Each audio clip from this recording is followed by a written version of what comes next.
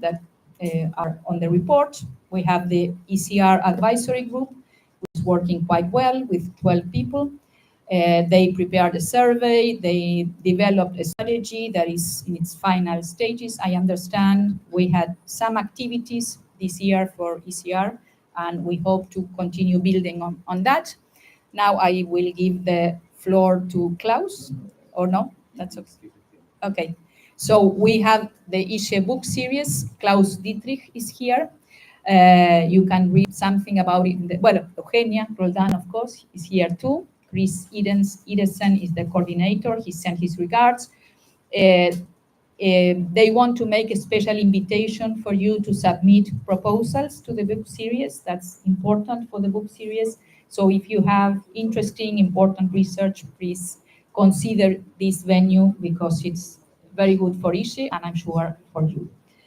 And then we are having a conversation. You might have participated on what to do, what comes next, because we had, with the pandemic and after the pandemic, there was a request from the German Association to reduce the frequency of the annual meetings to biannual. But this was also, this had been discussed in Riga. This had been discussed previously. So this is an open conversation, and that is how we are calling it. For the time being, we will continue with the annual conferences. We have Lille, and we will have a short presentation later, and we have Athens from 2026.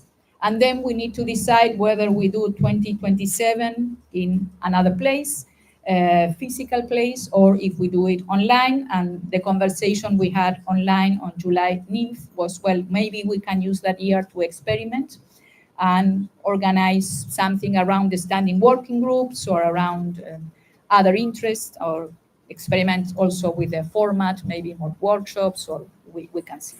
So this is in the future. And then also, and I don't think that was, well, it was suggested in the report, we have the feeling in the EC that we need to rethink the fee structure with the growth that you could see before of ECR members. Now we have a lot of ECR members, that's very good, but then we are receiving, not because of the membership, that the membership is not that important, but for the conferences that makes a big difference. No? And so we need to think about the fee structure, whether we can keep with this, in a way, subsidy that we are giving the ECRs, which makes the conference less sustainable.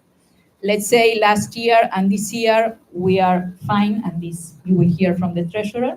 So we are not complaining, but if this continues growing, then we might have reached an end on this kind of fee structure.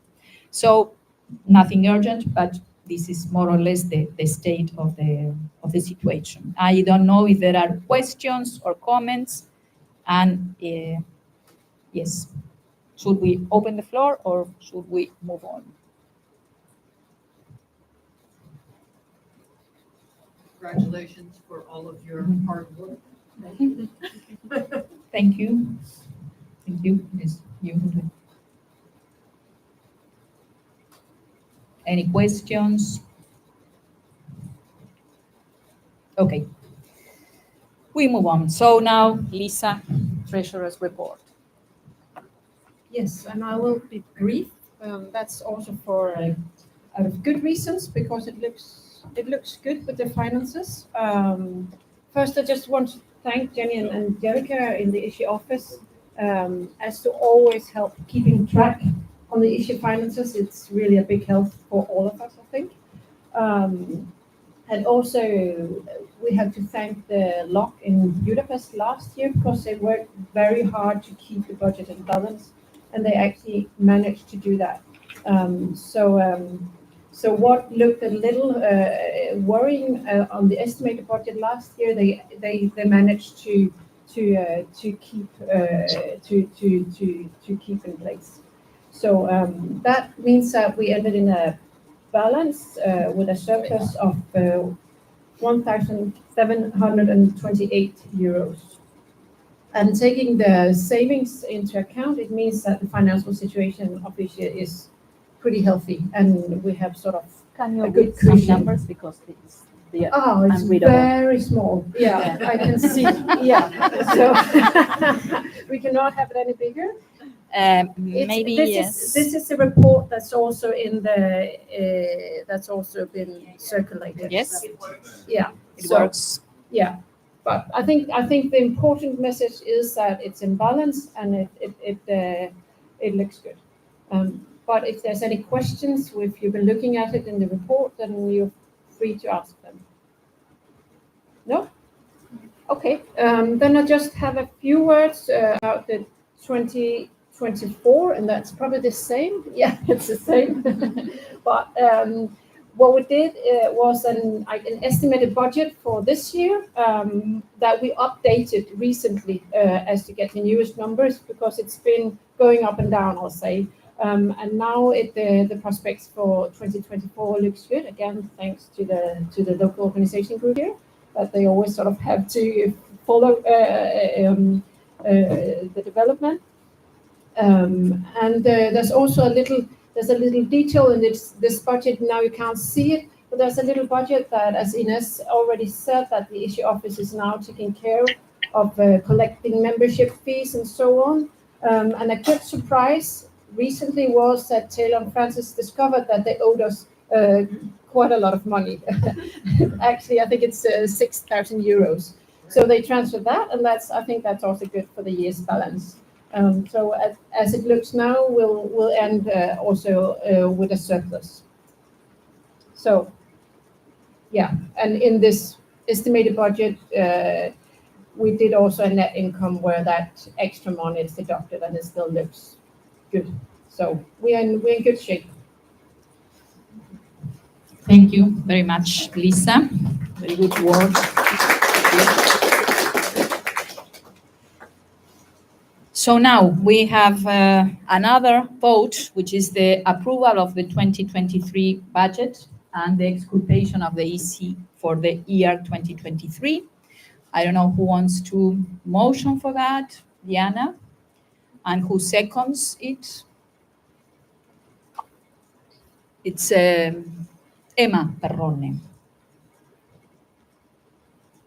Thank you very much. So, is it approved? Can you vote, please? Thank you very much.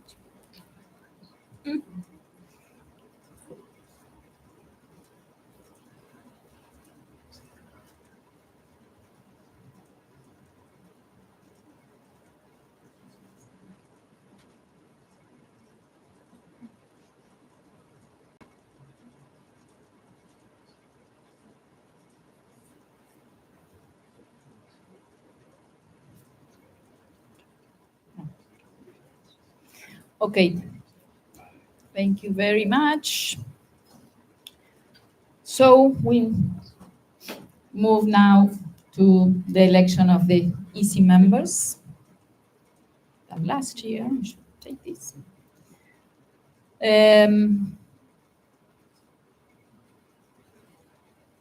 So for this, we will ask the two candidates to step up and give a short presentation, brief, 2 minutes. We have Felicitas Acosta, who is willing to renew her term, and then we have Jacques Braster, who is nominating himself. I don't know if Felicitas or, yes, maybe here, or who wants to come? And we will show you. Oops.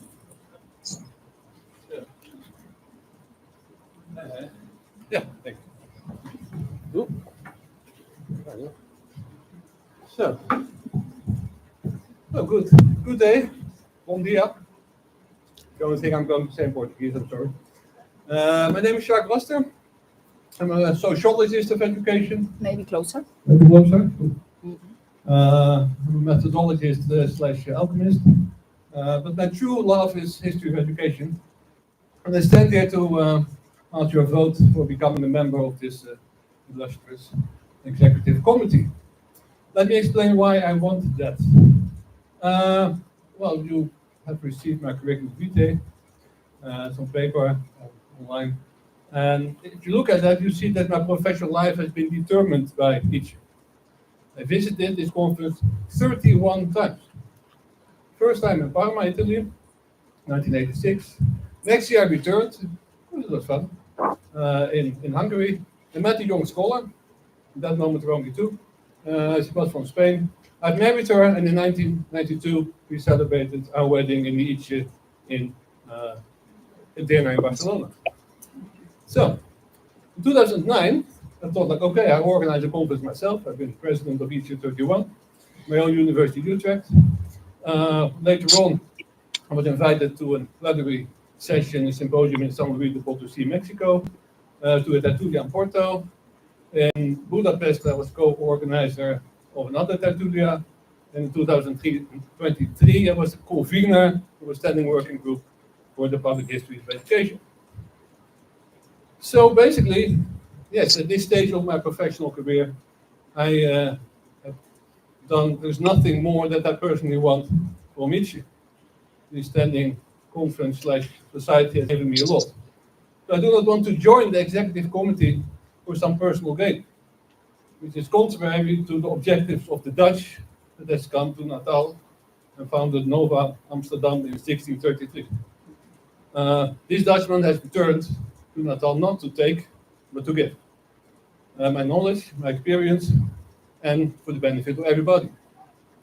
So I want to join the executive committee to create future spaces for all who love education and history, for people that they can meet, can connect and grow. I want to contribute to the building of international network of scholars that transcend political, economic, and linguistic borders.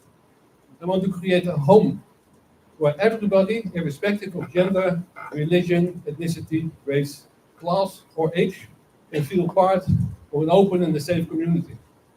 And I want to join the EC to create connections between this community and various types of audiences to share historical knowledge. A bit like public history, you can say.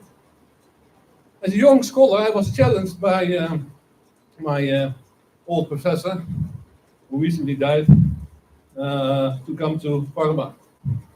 I've done that. I was falling in love with history. And when I was beginning to teach myself, I was always remembering his example. This old guy that was taking this young scholar to this conference. He was throwing me in the ocean, and then he said to me, "Now swim." Okay. And that is what I've done. I'm still floating, you can say. And the thing is, I have repeated his experience, you can say, his idea. And what I've done, I have also encouraged many young scholars to visit conferences to present papers.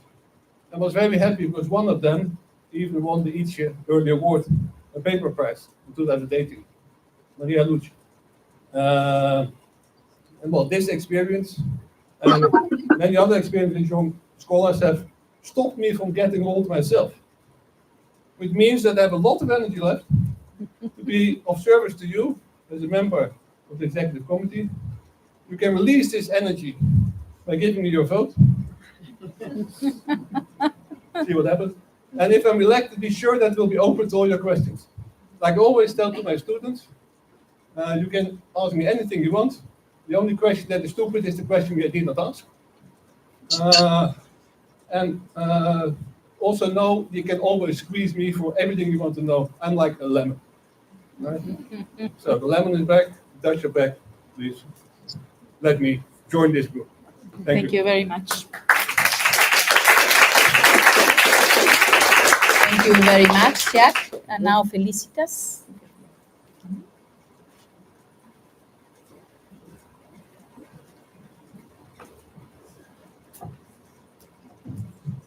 Hello, boa tarde. My name is Felicitas Acosta. I'm a researcher based in Buenos Aires, Argentina. I'm a professor of history of education and comparative education too. And I've been working in the field of history of education for more than 55 years. It's a lot. I first attended the ISCHE conference in Geneva in 2004. And since then, I have regularly participated in the conferences as presenter, discussant, session organizer and coordinator of 2 standing working groups. In 2021, I was elected to the executive committee of ISCHE, thanks to many of you. And since then, I have been involved in managing our association with a particular focus on the development of the standing working groups. During these years, I have also intended to strengthen the presence of the Latin American historians of education by fostering exchanges among ISCHE members located in Latin America and other regions of the world. So having a new term in the committee as a member will allow me to continue advancing in these and other lines of work. We are very interested in exploring other formats of our conference, but also keeping our tradition at the same time. So that is it's on our agenda for the future. Of course, strengthening the standing working groups, which is what I've been mostly dedicated to, and helping in integrating various national societies to the history of education international society that ISCHE is. So the international sphere, to sum up, the international sphere has been an important aspect of my career. I'm also a board member of the Comparative and International Education Society, CIS. So I'm here to offer my experience in this kind of associations, but also to learn and keep learning from this fantastic group and leading management, and of course keep helping strengthen the ties among historians of education. Thank you. Obrigada. Well, thank you very much. So now it is time to vote.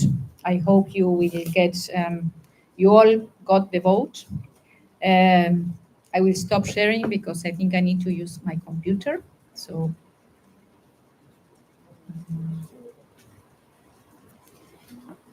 you have to vote yes, no, I don't know if there is abstain, I think, for each candidate. And it's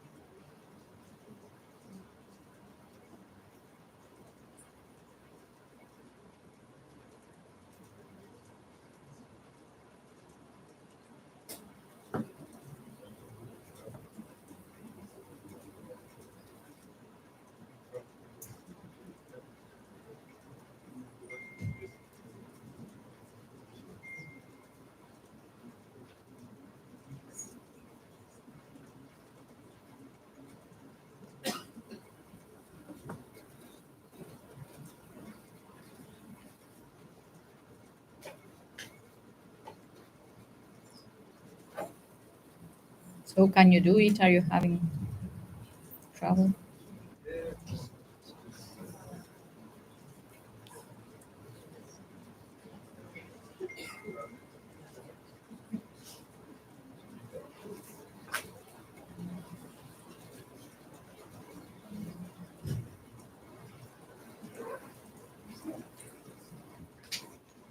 Okay.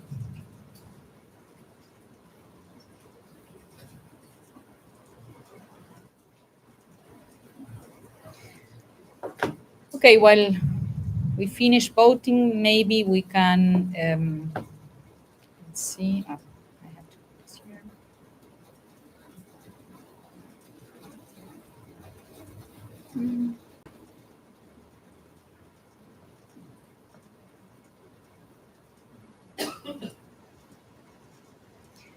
We can start. I don't know if you have any trouble voting, please let us know. And then if you want, that's okay, we can start point 8, discussion of an approval of three new standing working groups. I don't think we have people from the third, or no? They are online. Okay, okay. Do you want to?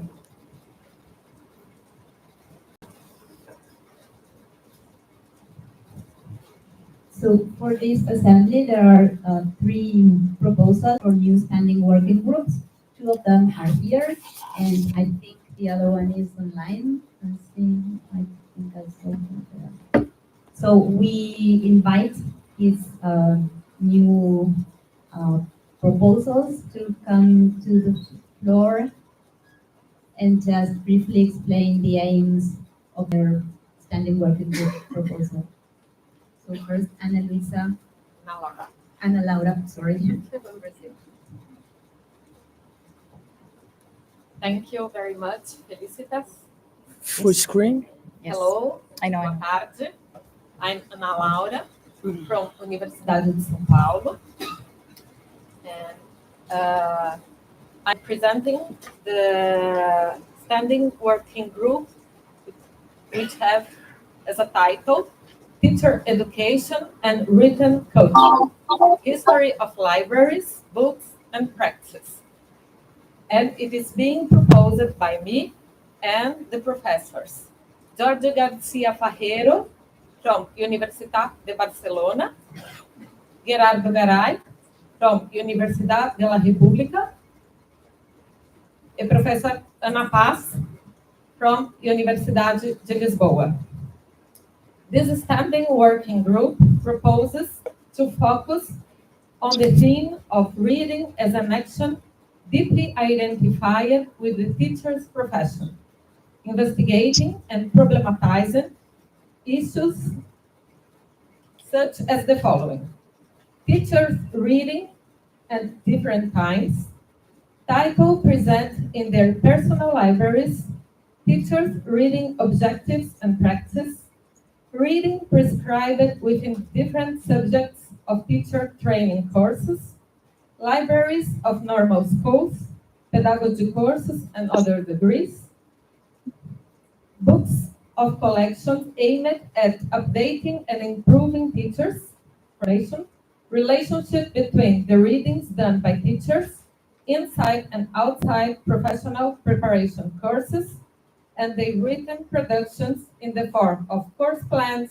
classes, and published tests. We understand that reflection on these and other issues from a historical perspective is especially relevant today, when there appears to be a decline in reading practice in a world that is becoming increasingly focused on audiovisual technologies.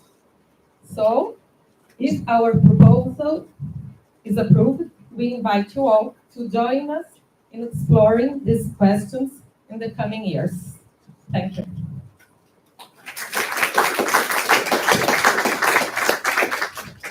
The second proposal is from Pierre Guidi from France and his colleagues. Good afternoon. I'm Pierre Guidi from IRD and University Paris-Cité in France. We are proposing this standing working group, Histories of Education in African Societies, Colonial and Post-Colonial Period, with Hélène Rosnes, who is here from Norway, Orlando Chamane from Mozambique, Florence Venzek, also from Paris, myself. I will be very brief. The objective, and we have contacted also Grace in Nigeria.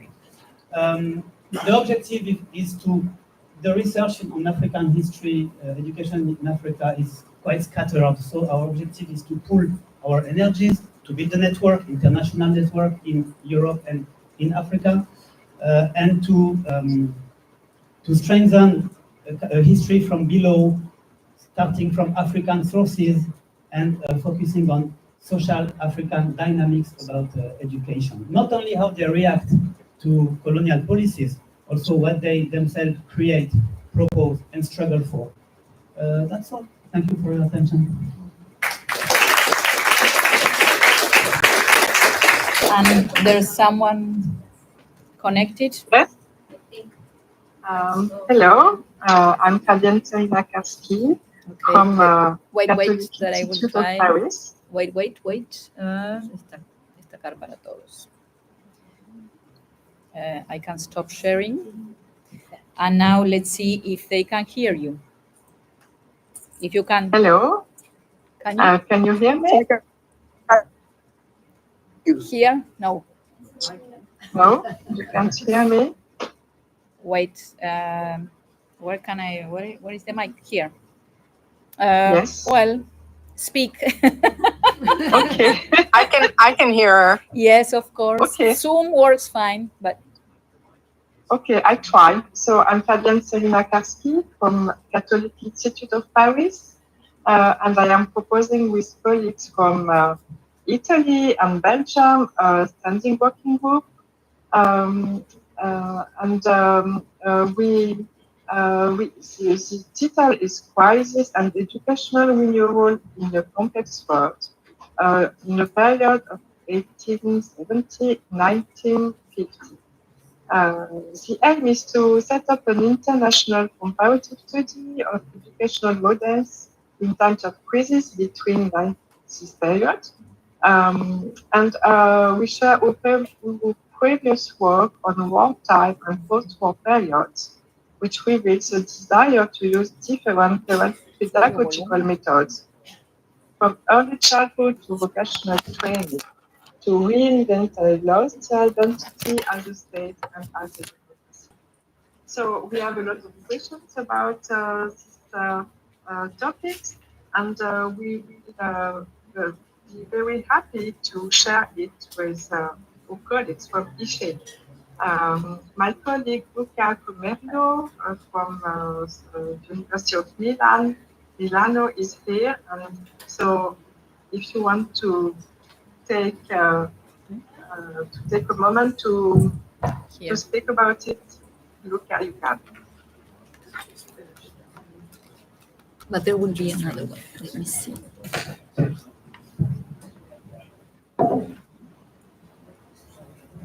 Fabienne, do you want to say? Can you talk because we connected another mic to see if your voice now? Can you speak? Okay, because you can hear me before. Yes. I don't know if they could hear you, but yeah, now they can hear you. But yeah, Okay. that's okay. I don't know if Luca wants to add something else or you want to say it short. Yes, okay, I can just do some short sentences to say that I'm very happy to present this standing working group for ISCHE with my colleagues from Milano and Roma and Louvain in Belgium. We will be very happy to share our researches about the crisis and educational renewal in a complex world in the period between 1870 and 1950. It will be an honor to share it with ISCHE members and to work together. Well, thank you very much. We could hear you now perfectly. The whole room. So now, if you haven't voted, now is the time to vote for the 3 standing working groups. Please remember 1 vote different for each standing working group. From 2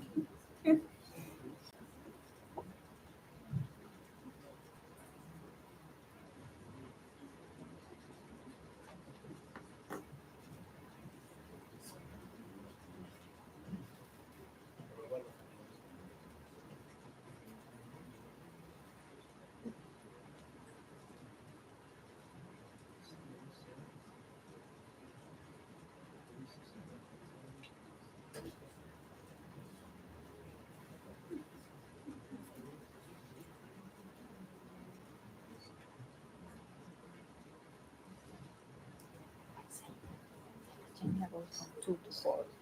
I forgot the 3. Okay. And then I was going from 12, for 11, I don't know. Sí. Marisa, vai ter um ônibus para 5:30. porque nós temos que precisar. Okay.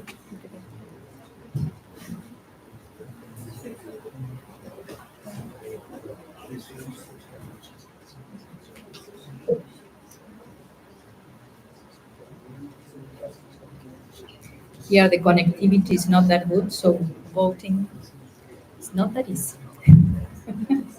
In this room. You cannot. Yeah, you could. Okay.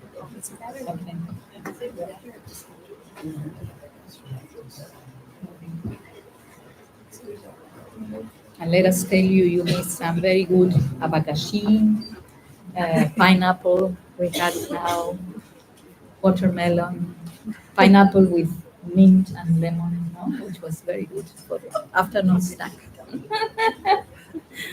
Tropical fruits, we've been enjoying them, as well as some rain and some sun, and some heat and some air conditioning. But it's been, I think, quite a good conference and change of landscape.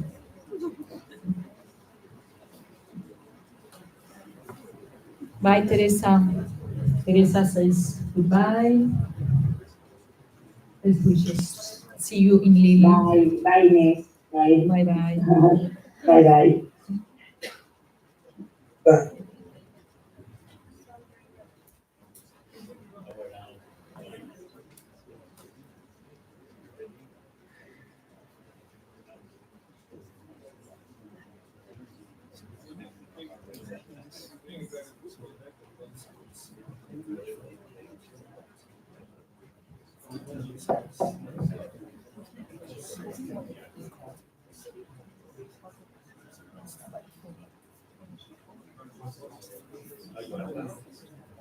Yes, we have to have the results.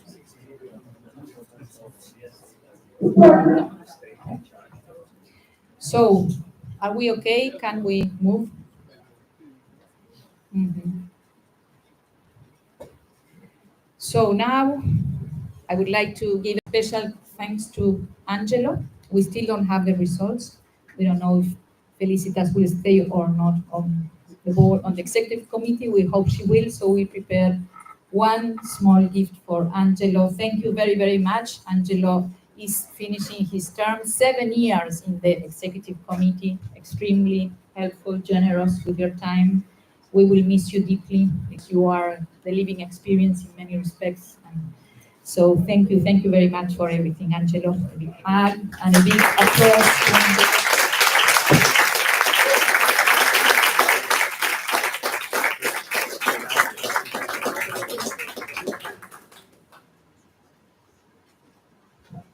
Okay, let's see, I have to change Fabian, not anymore. Well, I share.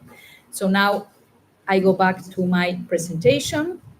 We go, while we wait for the results, we go to the 2 awards we give for our ECR members. The first one is our first book award. This year it goes to Ethan Rees. Ethan is Connect Online from the University of Nevada, Reno, for his book, Other People's Colleges, The Origins of American Higher Education Reform.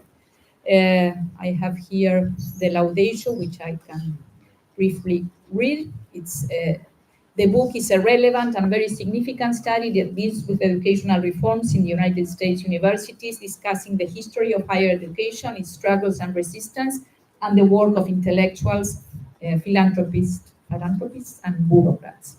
Its main thesis is that the emergence of the pyramidal system is exogenous, carried particularly by academic engineers from the circles of philanthropy and capitalism who sought to reform the proliferation and failure of institutions.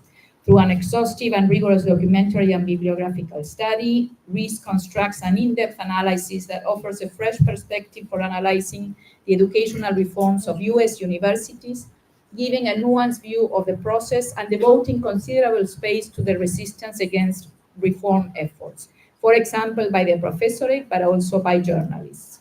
The richness of the documents, combined with a well-constructed analysis and a conceptual background that brings together different disciplinary approaches, results in a narrative that expands our understanding of the history of higher education, the history of philanthropy and philanthropists, and of the various subjects involved in the history of the university and its reforms. So thank you very much, Ethan, for having submitted your book to ISCHE, and congratulations. If you want to share some words, you will be seen, and we really congratulate you and thank you for your submission. We are happy to recognize your work because you deserve it. So let me see. I saw Ethan before. Okay, can you hear me? Yes, yes, but wait. Fantastic. Okay, well, thank you so much, and a massive thank you to the First Book Award Committee. I know the work of that committee is laborious and extensive, and so I appreciate certainly taking the time to read my book as well as the many other, I'm sure, excellent submissions that were made for this year. So, so thank you so much for that. Claudio, Ines, I appreciate the kind words. The book is certainly one that would fit nicely into the new working group on early 20th century crises. It certainly revolves around a manufactured crisis of individuals who perceive deep problems in American colleges and universities, who looked overseas, especially to the German model, to inform their reform efforts, who wielded enormous influence both financially and politically over colleges and universities, but who ultimately failed to act on their manufactured crisis. That is not to say that the actions of these decades, roughly from 1900 to 1930, were not impactful on the U.S. system of higher education, and then, of course, the many institutions around the world that have patterned themselves in part on American institutions through the rest of the 20th century. So there were certainly impacts, but they were largely unintended consequences and compromises that emerged between the would-be reformers and the folks who were part of the Counter-Reformation, resisting reform. So that's the big idea of the book. I do hope you have a chance to engage with it if you haven't. And again, I'm delighted to be recognized this way in such an illustrious community. I stand on the shoulders of many fantastic historians of education all around the world, and I'm grateful for that. I regret that there's a second book award, and I encourage the General Assembly to start that prize. No, just kidding. The good news is I could never win this one. So I look forward very much to learning from future winners of this award. Thank you. Thank you very, very much. I don't know if you can see the audience, but we are all applauding. Wonderful, thank you. So we now move to, let me see, I go back to sharing. Now we move on to the first paper, Early Career Conference Paper Award.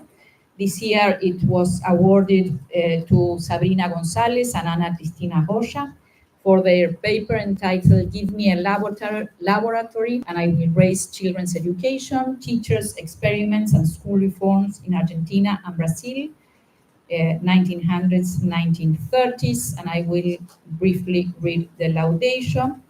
Well, Sabrina is at Washington University, I understand, and Ana Cristina is at Fiocruz in Rio de Janeiro, Brazil. The paper constitutes an original and relevant piece of research as it discusses the history of scientific experiments in schools and their link to school reforms in the first decades of the 20th century in Argentina and Brazil. It was co-written by two emerging scholars from both countries. It draws on a wide array of sources, including scientific journals, teachers' memoirs and autobiographies, and newspapers.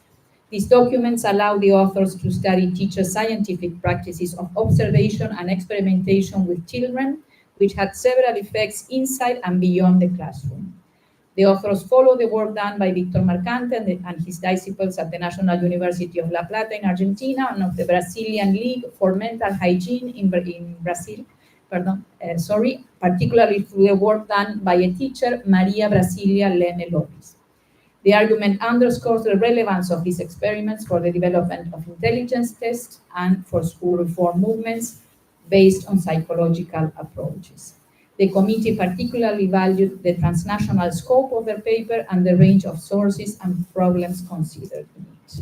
So Ana Cristina was supposed to be here, but she wrote that she couldn't come, so we will not hear from them. They were very grateful, and we will all, also to Ethan, send you, mail the diplomas to you. And thank you very much for the submissions, and we hope there will be many more.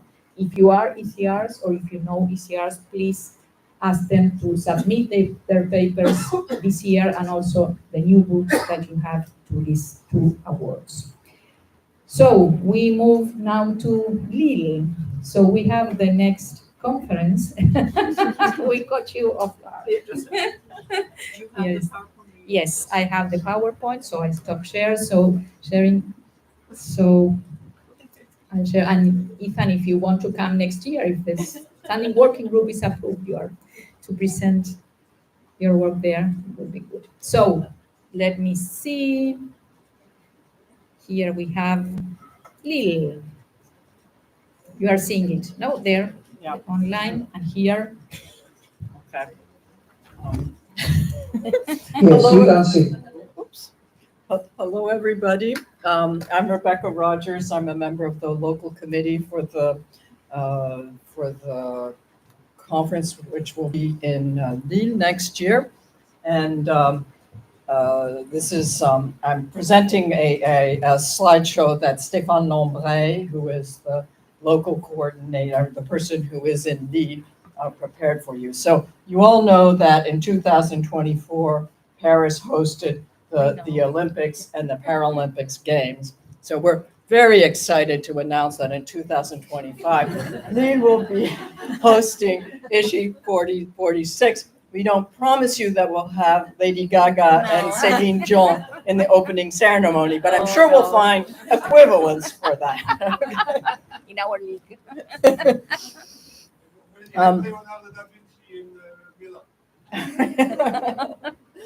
So there you see in the world where Lille is, and right in the top of France, so northern France, with very good connections to lots of places.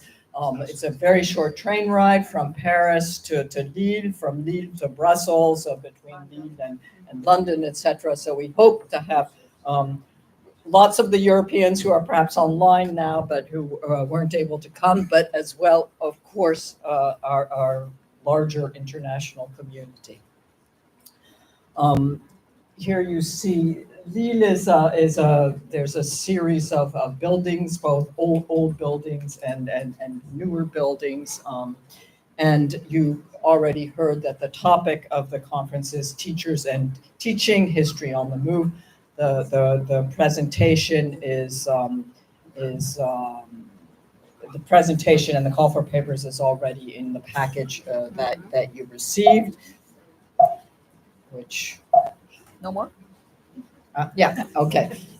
So here you just in case you forgot in the past minute, it's still, here you see the different questions that are being asked. You can look at this more carefully in your course package, and of course when it circulates, and it will be in several languages as always. The different save the dates for the the call for papers will begin very soon, and with the idea that by the end of February you will know whether your paper is accepted or not. We don't yet have the dates for the online conference. This is something we'll talk with the EC about, whether it's a good idea to do it just after in July, or perhaps in France, August, it's no clearly we would not do it in August, not a good time. But, you know, maybe early September, and perhaps the experience this year will let us know what is most, what is a good time.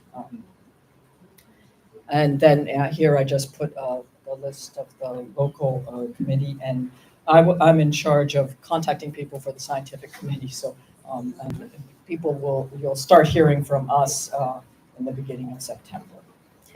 So we're very, very pleased. The last time the conference was in France was in 2002. Then it was in Paris. You may perhaps regret that it's not in Paris, but I think actually Lille is a much easier city to organize a big conference in. Less expensive. And it's a fabulous town, city. It's a city that's changed a lot with there's a real working class tradition in the area. It's got very good food, and it's a lot cheaper than Paris. So.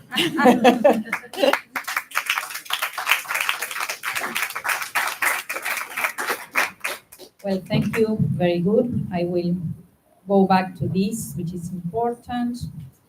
So December 15, proposal submissions due. Please keep this in mind because it's earlier than this year, also because the conference is earlier.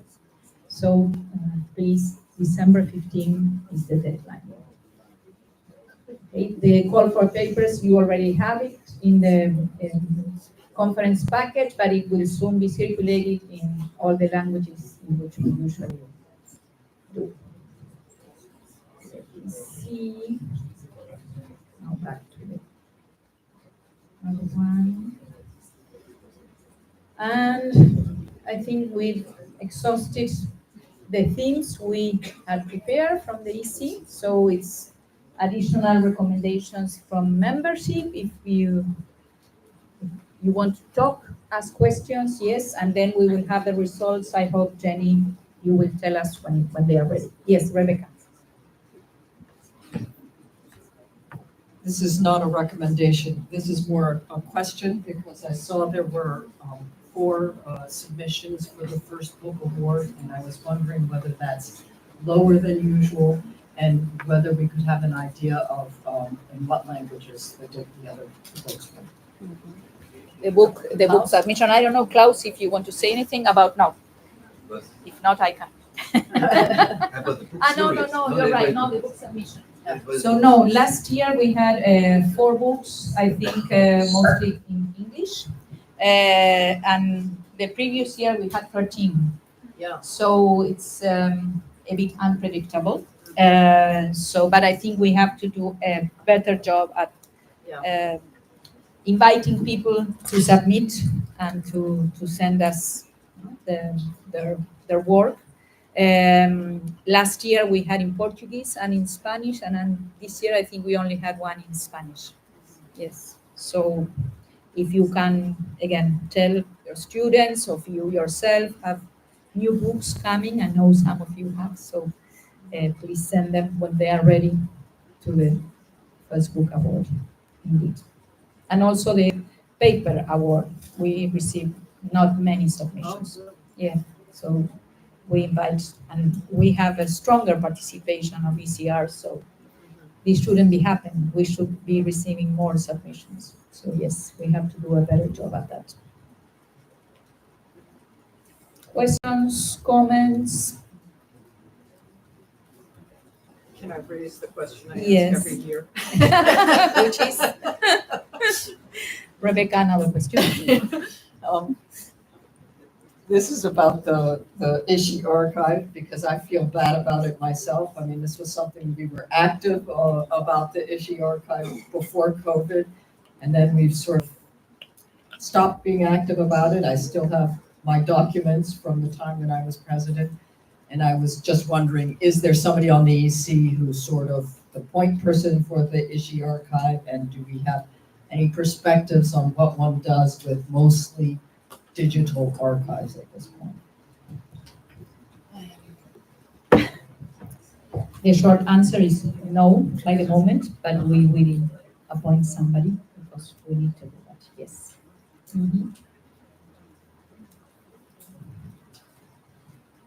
and it is at the library in Berlin, but we need to work with it. Definitely.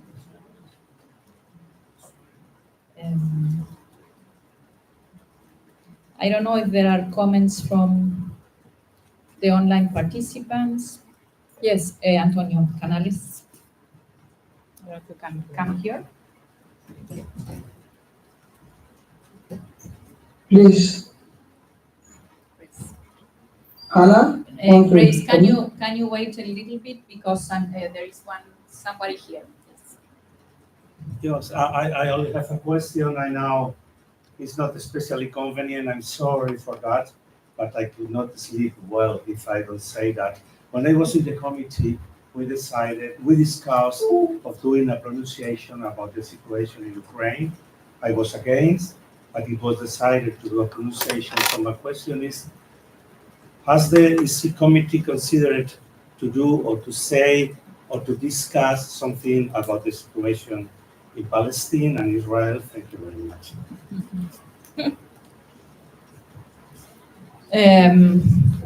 We, as the ISCHE, we have not done it. What I wrote is, I think, something we all agree. Yuri, you could not hear. Yuri, what Tony asked is whether the ISCHE discussed making a pronunciation about the situation in Palestine.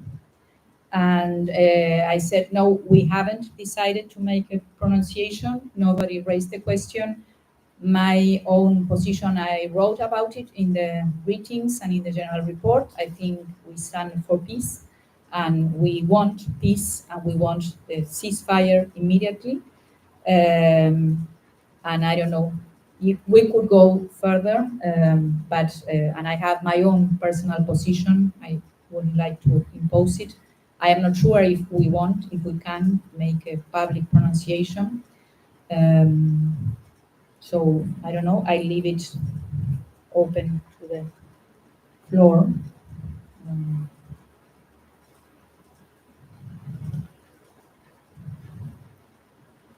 I don't know if anybody else wants to comment.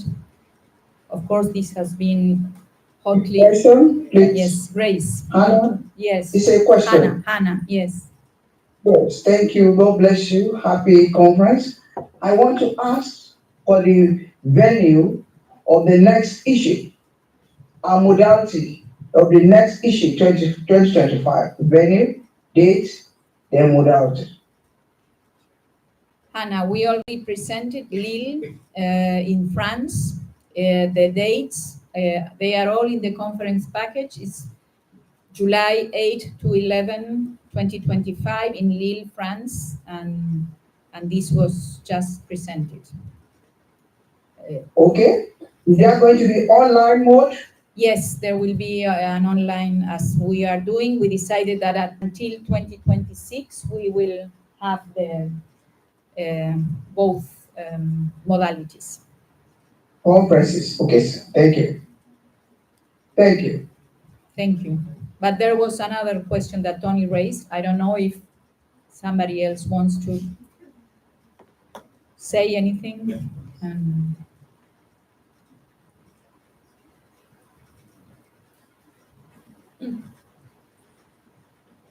Gert or Mette? Yeah, Rebecca. If you can come here. No, but I can raise my voice. Okay. I think it works better than the mic. Not sure for the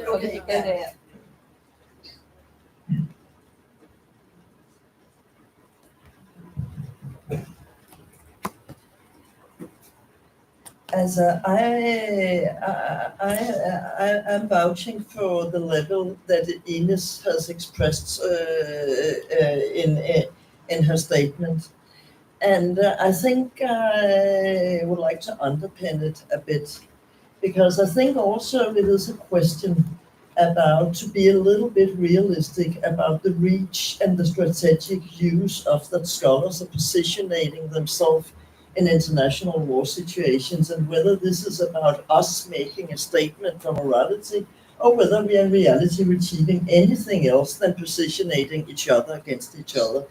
there are definitely different positions at stake at personal levels in this forum.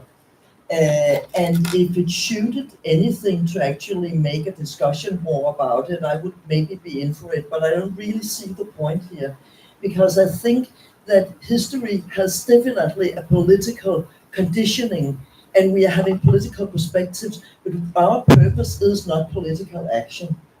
As long as it's not political action, I think we should stand for peace and for academic freedom and no further. And then we can fight about methodology and critical perspectives by research.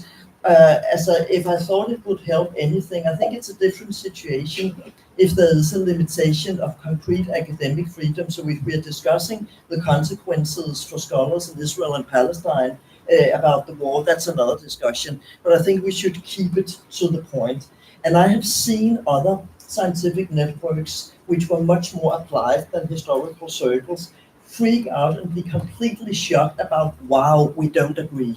So I think that maybe we should actually use the opportunity to be a little realistic about the level for where we can discuss critical perspectives, and then definitely also talk about academic solidarity. Thank you very much, Mette, Gerd, and Rebecca. Completely agree.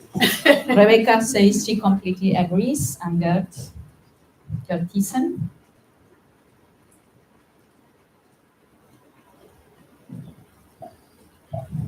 Thank you very much. I, for the most part, also agree with the brevity of the statements that we need to make. And I just want to maybe add, because this discussion has also come up in the ERA, the European Educational Research Association, where I'm a little active as well.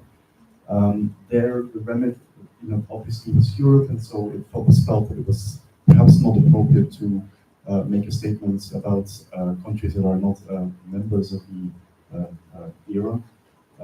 Here we are an international organization, but I would just say also, and especially given the theme of this conference of decoloniality, is that to name one conflict in one part of the world is to exclude a lot of other conflicts and civil unrest and wars in other parts of the world. And so I think we should be really careful in naming particular places and excluding others. So I would keep it really brief as well.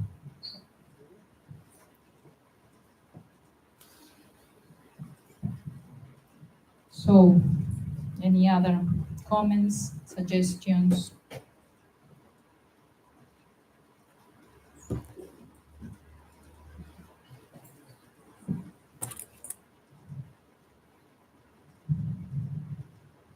No. I am heartbroken by the situation, and we see something very terrible happening under our eyes. But I think I agree with Mette in terms of what we can say, what we can do, what we can stand for personally, individually, and I wouldn't like our community to be torn. Work for peace. I did some comments and even quoted Edward Said in terms of we need to work against these warring parties. No? We need to work for peace epistemically, institutionally, politically, and that might mean taking it slowly, even if it hurts. No? And personally, I might have a much more decided position, but institutionally, I'm not sure that's productive. But that's my position. Of course, if the assembly thinks something differently, of course we can move on. I think Kate raised her hand. Yes, sorry. Frederick. Yeah. Hi, Kate. Thanks. Kate Romanier from the United States. On this topic, I agree with Mette and what others have said. I do want to add that when I was president, there were awful things happening in Turkey. There are awful things happening everywhere all the time. And ISCHE made a statement in support of our Turkish colleagues who were having employment and political problems. So that, in my memory, is the only time that ISCHE has been engaged in international political relations. And it had specifically to do with our colleagues and how our colleagues were being treated in a country where terrible things are happening. And I agree with that. If we're going to set a tradition, I kind of agree with that position. That's all.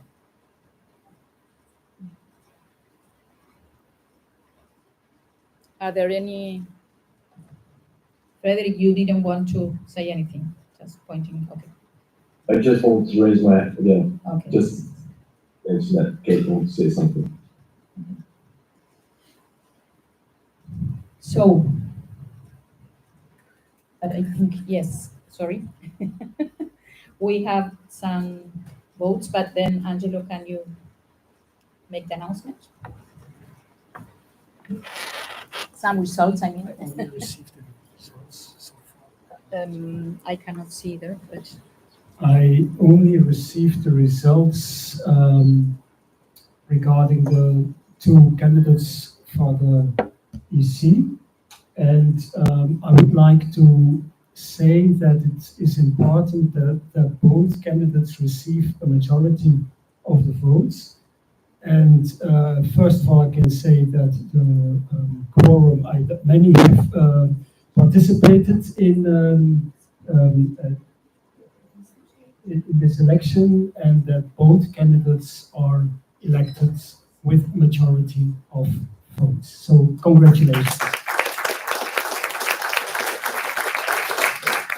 We generally don't say the numbers, but it's over 90% in both cases. Very, very good. Thank you very much. Lots of votes, and now we are waiting for the votes on the standing working groups. No? So Jenny, whenever they are. And I have two small announcements. One is that there are buses waiting for us back to the hotels. So that's very good. Yeah, and then there is still room for tonight for the dinner. You can pay there if you're interested. It's 200 reais, which is around 40 euros or less. It's now NAU. It's supposed to be a very nice place. There will be dancing, there will be eating and drinking. But I'm not sure we can close the assembly without the votes. So. Sorry. Are there buses to the dinner? I don't think there are buses, so, no, yeah. but the buses are not from now Right. to the. But it's not that far from the hotels, maybe, you know, if they No. can get it for I don't today. Part 2. Yeah. Yes. Yes. Yes, all are above 90%. Oh, yeah, okay. Okay. Part 2. The same, same.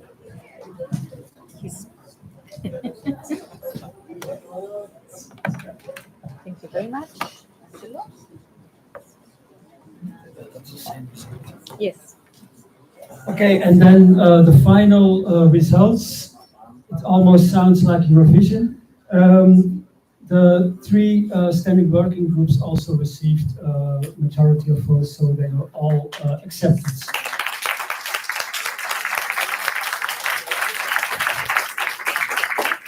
Well, so I think this is all for today. Stay tuned. Thank you very much for being here. Thank you very much for being there. We know it's late in Europe. We really appreciate that you're supporting ISCHE and being active members. That's very important for all of us. So to all of those who are here, to all of those who are there, thank you very much, and we'll continue working. And if you have suggestions, recommendations, please come to the EC. We are always open to receiving comments, critiques, suggestions. We want to get better as much as we can. Thank you very much. Have a good evening. Good evening from Nigeria. Yes. God bless you. Good evening in Brazil. Thank you very much. God bless you.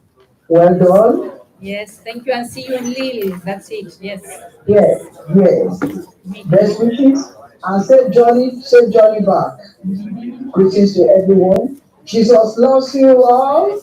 Okay, Jesus and Brazil, loves you. here they say muito axé. Thank you. Tudo de bom. Thank you. Everything good to you. Bye-bye.